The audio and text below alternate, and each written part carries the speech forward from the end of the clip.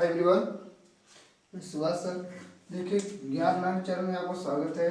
आप लोग क्लास 10 और 12 की तैयारी अगर कर रहे हैं यूपी बोर्ड की, तो उसमें जाने कि कैसे प्रश्न आएंगे। यूपी बोर्ड में बहुत से प्रश्न आते हैं जो, और कैसे तैयारी करें। तो आप लोग क्लास अगर 12 में हैं और क्लास 10,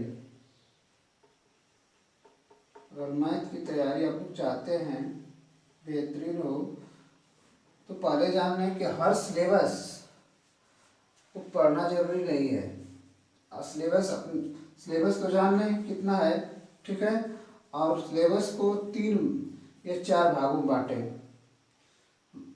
हम लोग का दोनों क्लासों में 30% जो सिलेबस कम हुआ है, तो समझिए कि इसमें हम लोग को 10 में 11 पाठ पढ़ना है और 12 में 16 पाठ के लगभग पढ़ना है, ठीक है। अब कुछ पाठ कम हुए निकल गए हैं, तो उनको हम 3 या 4 भागों में बांट लें। 4 भागों में ही डिवाइड कर लें, और 4 भागों में डिवाइड करने के बाद उनको 1 महीना समय आपको पास है, लगभग 1 महीने के समय है। और 1 महीने के समय में इसमें हम देखेंगे कि जो भी समय हमको मिल रहा है उसके अनुसार हम समय का डिवाइडेशन करें, उसको 4 भागों में, फर्स्ट, सेकेंड और थर्ड, फोर्थ।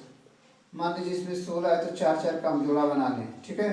15 दिन या 10 दिन में, फिर 10 दिन में अभी समय है, तो 4 लेसन हम तैयार करें तो हमको बेहतर। अगर जो मान लीजिए इसमें आपको कोई लेसन कठिन लग रहा है, जो आपको नहीं आ रहा है, तो उस लेसन अब इस समय लेसन को छोड़ दीजिए। अब ज़्यादा उसके पीछे भागने की आवश्यकता नहीं है। जो लोग कमज़ोर हैं वो इस बात को समझें कि हमको यह नहीं आ रहा है, तो यह टॉपिक छोड़ें और उस टॉपिक को छोड़ करके आगे बढ़ें। जो लेसन आपको बहुत समझ में आ रहा है बहुत बेहतरीन तरीके से, जैसे आगे हुआ मैथ, ठीक है, सारणिक हुई, जिसको हम लोग मैट्रिक्स और डिटरमिनेंट बोलते हैं, डिटरमिनेंट को सारणिक कहते हैं, तो इनको जाने। और इनवर्स हुआ, ये सब चैप्टर आसान है। वेक्टर एनालिसिस जो आपकी, वो भी आपको अच्छा नंबर दिलाएगी, ठीक है। तो इन सब, और उसमें समाकलन, अवकलन, उनको तैयार करें, उनके अनुप्रयोग तैयार करें, ठीक है। अगर आपको इस तरह का प्रश्न नहीं आता है, परवलय जो कि निश्चित समाकलन में आते हैं, तो इनको छोड़ दीजिए, ठीक है। अब आपकी तैयारी उतना नहीं कर पा रहे हैं तो कुछ लेसन छोड़ें। अगर समाकलन आप लोग पढ़ लेते हैं क्लास 12 के लिए, समाकलन पढ़ते हैं तो 15 नंबर तैयार है आपका। अवकलन पढ़ते हैं तब भी 10 नंबर तैयार है। इनके अवकलन के उपयोग पढ़ेंगे तो 10 नंबर तैयार है, ठीक है। और इनका भी अनुप्रयोग, इसका अनुप्रयोग तो बहुत ही ज़्यादा है समाकलन का, तो उसको पढ़ेंगे तो लगभग 20 नंबर का आपकी तैयारी होगी, ठीक है। तो इस तरह से तैयार करें, और इन चारों भागों में बांट कर यूटिलाइजेशन करके अगर पढ़ेंगे तो आपको बहुत जल्दी ही रिस्पांस मिलेगा कि हमको इस खंड में कितना हम तैयार किए, कै व्यास हमारा तैयार, ठीक है। दूसरे खंड में कितने नंबर का तैयार किए। इस तरह से ना पूरी किताब पढ़ते रह जाएंगे, कुछ एक भी प्रश्न तैयार नहीं होगा। लेकिन जब खंड बना के आप पढ़ेंगे तो उस बात समझ में आएगी कि हमारा किस तरह तैयार। उसी तरह क्लास 10 में आ जाए तो जो लेसन हमको समझ में आता है, जैसे बहुपद समझ में आया, बहुपद को छोड़ देना है।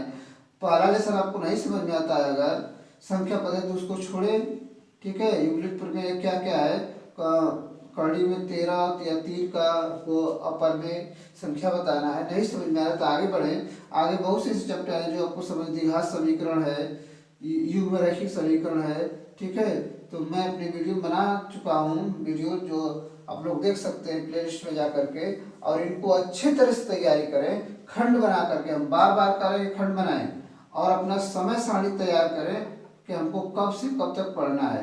मान लीजिए ज़्यादा नहीं जगते तो 5 बजे जगिए। 5 बजे से लेकर हर क्लासों के लिए बात कर रहे हैं, 10 और 12 दोनों के लिए। जो आपको पढ़ने के लिए समय चाहिए वो पढ़ने के लिए समय बनाएं। क्लास 10 और अब यही समय चल रहा है जो आपको पढ़ने का समय मिलेगा, बहुत बेहतरीन। 1 महीना में चाहे तो सारे सिलेबस हम कवर कर सकते हैं। देखिए, तो क्लास 10 में अगर 12 में है तो 5, मतलब सुबह 5 बजे जगें AM से, और जगने के बाद फ्रेश होने के बाद तुरंत बैठ जाएं। यह ना सोचे कि हमको अभी स्कूल जाना है, ये करना वो करना, कुछ न करें। दौड़ना धूपना इस समय इसमें बंद कर दीजिए और शाम को ही जो टहलना है, खेल कूद करना है कर लीजिए, ठीक है। 5 से 8 बजे तक, 5 से 8 बजे या हाँ 8 बजे तक तो पढ़िए, 3 घंटा तो जरूरी पढ़िए। फिर 3 घंटा के बाद आपको विद्यालय जाना तो जाइए। फिर इसके बाद जो भी करना है करने के बाद फिर शाम को स्कूल से आने के बाद अगर खाली हो जाते हैं तो 3 बजे या कोचिंग करना है, जो भी करना है करके अब फ्रेश होकर के शाम को 7 बजे बैठिए और 10 बजे तक चलिए। अगर इधर 3 घंटा, इधर 2 घंटा या इधर भी 3 घंटा या 11 बजे तक आप चलते हैं तो समझिए कि कोई 70 से 75% आपको मिल सकता है, 75% मिल सकता है। और कोशिश करेंगे, ये नहीं कि 100 में 100 मिल जाएगा, लेकिन आपकी मेहनत के ऊपर है। जितना आप तैयारी करेंगे, एक चीज दिमाग में रखिए, दिमाग को फ्रेश रखना है। दिमाग में किसी तरह की उलझन अगर रखेंगे, ठीक, दिमाग में किसी तरह की उलझन रखेंगे तो कुछ नहीं होगा। और दिमाग को फ्रेश रखें, 2 ही घंटा 4 घंटा सही तरीके से पढ़ते हैं और किसी भी टॉपिक को जो पढ़ने से अच्छे तैयार करें उसको। एक ही प्रश्न पर हम बैठे हैं, ठीक है, और एक ही प्रश्न को लेकर के दिन भर झूल रहे हैं, कुछ नहीं हो रहा है, तो उससे कोई फायदा नहीं है। एक प्रश्न को हम मुश्किल से 15 मिनट दें सही तरीके से, और वह सही तरीका क्या होगा कि हम उसको लिख लिख करके तैयार करें। हमारे इंग्लिश का हुआ, हिंदी का हुआ, मैथ में भी वही काम। मैथ में अगर दिमाग लगा के पढ़ेंगे तो कोई भी प्रश्न तैयार हो जाएगा। अगर नहीं सही तरीका से पढ़ते हैं, नहीं बात करते हैं, नहीं समझते हैं, तो वह प्रश्न बेकार जाएगा और आपका समय खराब कर रहा है। और बहुत अच्छे अच्छे लड़के हैं जो रात के 10-12 बजे तक पढ़ते हैं, सुबह 4 बजे जाग जा रहे हैं। और कुछ ऐसे लड़के जो काहिल हैं, जो अपने को समय का उपयोग नहीं कर पा रहे हैं और दूसरे के साथ वो समय बिताना ज़्यादा पसंद करते हैं। बुकों के साथ समय बिताना उनके लिए लगता है कि कोई उनको काट रहा है। तो इस तरह से बुक के साथ समय गुजारें, न कि दोस्तों के साथ। इस समय दोस्तों के साथ समय गुजारने का समय नहीं है। क्या करना है, बुक के साथ। और इसी बात को बात की है कि 4 खंडों में डिवाइड करें किसी भी, और देखो खंड खंड में करके पढ़ने का मतलब आपको तैयार होगा। अगर खंड तो बुक की बात है, अगर एक लेसन में आपको 10 प्रश्न हैं जिनको हमको तैयार करना क्वेश्चन को, 10 क्वेश्चन में आज हम मान लीजिए कि सुबह 2 क्वेश्चन तैयार किए, फिर उसके बाद 2 क्वेश्चन तैयार किए। इस तरह करते करते देखेंगे कि हमारा सारा प्रश्न एक दिन में तैयार हो गया, 10 का 10। अब एक ही बार 10 को पढ़ेंगे तो नहीं तैयार होगा, ठीक है। एक प्रश्न पढ़ें और उसको कंठस्थ करें। कंठस्थ करने का मतलब रट्टा मारना नहीं, उसको ये 2 लाइन समझ लें, इसके बाद लिख लें, फिर अगली 2 लाइन समझ करके उसको याद कर लें। समझ के पढ़ेंगे तो समझ में आएगा। और समझने के बाद फिर उसको पूरे को एक बार लिखना चाहें। अगर यह प्रक्रिया बार बार करते हैं एक ही प्रश्न को और दिमाग को स्थिर रख करके, तब आपकी पढ़ाई आज से प्रारंभ कर दीजिए पढ़ने के लिए। और ऐसे पढ़िए कि आपका नंबर 70 से 75 आ जाए।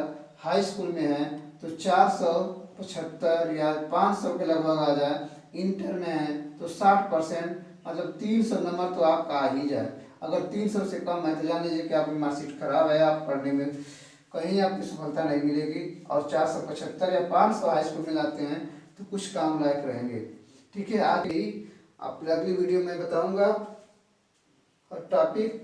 और आपको मेरे चैनल पर नए हैं तो सब्सक्राइब जरूर करें, लाइक करें और अन्य दोस्तों के साथ शेयर करें। यह आपके लिए खंड खंड में जो बात बताई गई, इस बात को दिमाग में रख के हल करें और मेरे चैनल पर बने रहें। मैं आपकी यूपी बोर्ड के लिए तैयारी करा रहा हूँ। पीछे भी बहुत सी वीडियो पड़ी हैं जिसको आप देख करके समझ सकते हैं और अधिक तरीके से उनको रीड करें और समझें। धन्यवाद।